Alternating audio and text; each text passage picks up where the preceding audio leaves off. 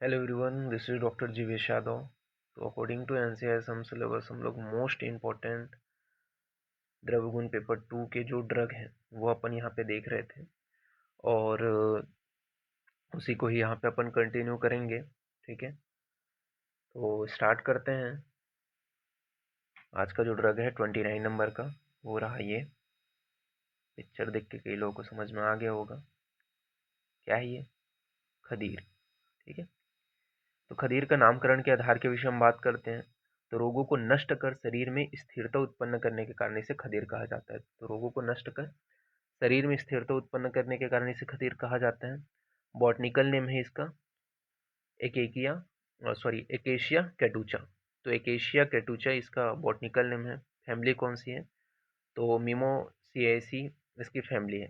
ठीक है, तो मिमोसाइनेसी इसकी फैमिली है। बात कर लेते हैं पर्याय के विषय में। तो पर्याय में इसका क्या क्या पर्याय बताए गए हैं। तो कंटकी बोला जाता है। कंटकी क्यों बोलते हैं? तो कांटों से युक्त होने के कारण इसे कंटकी बोला जाता है।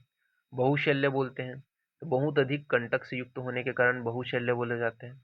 सारद्रुम बोलते हैं, तो सारवन वृक्ष होने के कारण इसे सारद्रुम कहा जाता है। रक्त सार कहा जाता है, तो रक्तवर्ण का सार होने के कारण रक्त सार कहते हैं। इसके अलावा बाल पत्र बोला जाता है, तो पत्र सूक्ष्म होने के कारण इसको बाल पत्र कहा जाता है। कुष्ठग्न कहते हैं, तो कुष्ठ का नाश करने के कारण इसे कुष्ठग्न कहा जाता है। दंत धावन बोलते हैं, तो दंत धावन हेतु प्रयुक्त होने के कारण दंत धावन कहा जाता है। गल रोगनूत बोला जाता है, तो गल रोगनूत क्यों बोलते हैं? तो कंठ रोग को नाश करने के कारण गल रोगनूत कहा जाता है। यज्ञ कहा जाता है, तो यज्ञ में इसका काष्ठ जो है उस प्रयोग किए जाने के कारण यज्ञ कहा जाता है। तो ये आपको ध्यान में रखना है। इसके अलावा इसे गायत्री बोला जाता है, तो यज्ञ में इसका उपयोग होने के कारण गायत्री कहते हैं। वर्गीकरण के विषय हम बात करें तो चरक ने इसको कुष्ठग्न वर्ग, उदर्ध प्रशमन, मूत्र संग्रहणी वर्ग के अंतर्गत रखा है। व सुश्रुत ने सालमल आदि गण के अंतर्गत रखा है। भ्राव प्रकाश ने इसे वटादी वर्ग के अंतर्गत रखा है। उत्पत्ति स्थान संपूर्ण भारत बताया गया है। मुख्य रूप से जो हिमालय प्रदेश है, कर्नाटक है, वहां से मेनली प्राप्त होते हैं। प्रकार के विषय में बात करें तो भाव प्रकाश ने 2 प्रकार बताए हैं, खदीर और श्वेत खदीर। धन्वंतरी निघट्टू के अनुसार 2 प्रकार हैं, खदीर व सोमवलकर। व अन्य निघट्टू के अनुसार इसके 3 प्रकार हैं, खदीर जो रक्त खदीर है, श्वेत खदीर है और वीड़ खदीर है। ठीक है, फिर बात करते हैं स्वरूप के विषय में। तो वृक्ष होता है 40 फीट ऊंचा और प्रयुज्यांग जो है वो कांड सार व त्वक बताए गए हैं। ठीक है, फिर बात कर लेते हैं केमिकल के विषय में।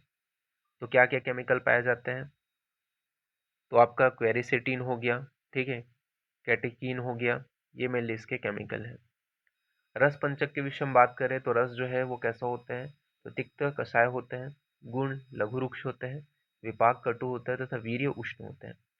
कर्म के विषय में बात करें तो कुष्ठग्न बताए गए। दोष कर्म के विषय में बात करें तो कप पित्त शामक होता है। तो कप पित्त शामक कैसा है? तो तिक्त रस शीत वीर्य होने के कारण पित्त शामक, कसाय तिक्त रस लघु रुक्ष गुण होने व कटु विपाक होने के कारण कप शामक होते हैं। संस्थानिक कर्म के विषय में बात करें तो संस्थानिक कर्म में जैसे कि आपका नॉर्मल पहले कर्म बताए गए हैं कि ये क्या काम करता है। तो कुष्ठग्न होगा, कंडुग्न होगा, दंत होगा, काशग्न होगा, मेदोहर हो गया, शोथहर हो गया, कृमिघ्न हो गया, स्वित्त हो गया, ज्वरहर हो गया। ठीक है, तो ये आपके बताए गए हैं। फिर बात कर लेते हैं बाह्य प्रयोग के विषय में। तो एक्सटर्नली कैसे प्रयोग करते हैं संस्थानिक कर्म में? तो कुष्ठ में जो स्किन डिसीज है उसमें लेप के रूप में प्रयोग किया जाता है, वो स्तंभन कार्य के लिए इसका प्रयोग करते हैं। इंटरनली अभ्यंतर कैसे प्रयोग करते हैं? तो अभ्यंतर मतलब वही है कि तिक्त कसाय रस होने के कारण स्तंभन व कृमिघ्न के रूप में इसका प्रयोग किया जाता है। तिक्त रस होने के कारण इसको शोणित स्थापन व रक्त शोधक के रूप में भी इसका प्रयोग करते हैं। ठीक है, ये रक्त व संस्थान में बताया गया है। श्वसन संस्थान यानी कि रेस्पिरेटरी सिस्टम में कफनाशक होता है। ठीक है, तो कफनाशक ही इसका पासवर्ड रहेगा, जैसा लिखा है वैसे आपको टाइप करना है कफनाशक। ये पीडीएफ आपको ओपन हो जाएगा। ठीक है, बात कर लेते हैं मूत्र व संस्थान। तो मूत्र व संस्थान में मूत्र संग्रहणी तथा प्रजनन संस्थान में गर्भाशय शैथिल्य में इसका प्रयोग करते हैं। ठीक है, इसके अलावा ताप क्रम में बताया गया है कि तिक्त शीत होने के कारण ज्वरहर बताया गया है तथा कफ कफ पित्त शामक होते हैं।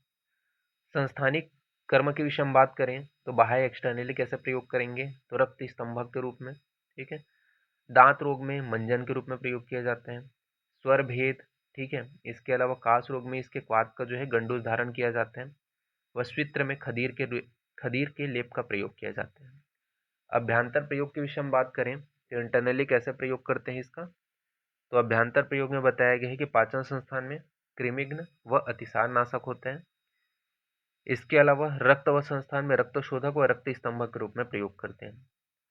श्वसन संस्थान में कफग्न होने के कारण काश श्वास में इसका प्रयोग किया जाता है। मूत्र व संस्थान में मूत्र संग्रहणी होने के कारण प्रमेह रोग में इसका प्रयोग करते हैं। प्रजनन संस्थान में गर्भाशय शिथिलकर होने के कारण गर्भाशय की शिथिलता में इसका प्रयोग किया जाता है। तापक्रम में जीर्ण ज्वर में इसका प्रयोग करते हैं।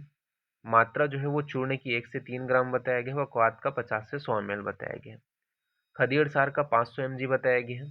योग के विषय में बात करें तो खदीरारिष्ट, ठीक है, जिसका अपन कुष्ठ, पांडु व कास में अपन प्रयोग करते हैं। इसके अलावा आपका खदीरादिवटी, जिसका अपन मुख रोग में प्रयोग करते हैं। खदीरादि क्वाथ, जिसका भगंदर में प्रयोग किया जाता है। वो खदीराष्टक हो गया, जिसको अपन कुष्ठ में प्रयोग करते हैं। आमिक प्रयोग के विषय में बात करें तो आमिक प्रयोग में बताया गया है कि कुष्ठ में खदीर के क्वाथ का जो है पान, परिषेक, अवगा के रूप में प्रयोग किया जाता है। वो अन्य रूप में भी इसका प्रयोग करते हैं, ठीक है। जबकि स्वित्र में खदीर क्वाथ का प्रयोग करते हैं तथा कास में खदीर चूर्ण का प्रयोग दधिमस्तु व मदिरा के साथ में किया जाता है। तो इस प्रकार से यहाँ पे आपका जो है खदीर जो है वो यहाँ पे आपका 29 नंबर का ड्रग फिनिश होता है। नेक्स्ट क्लास में हम लोग आगे का कंटिन्यूएशन करेंगे। तो अभी के लिए इतना ही, ठीक है। Thank you class.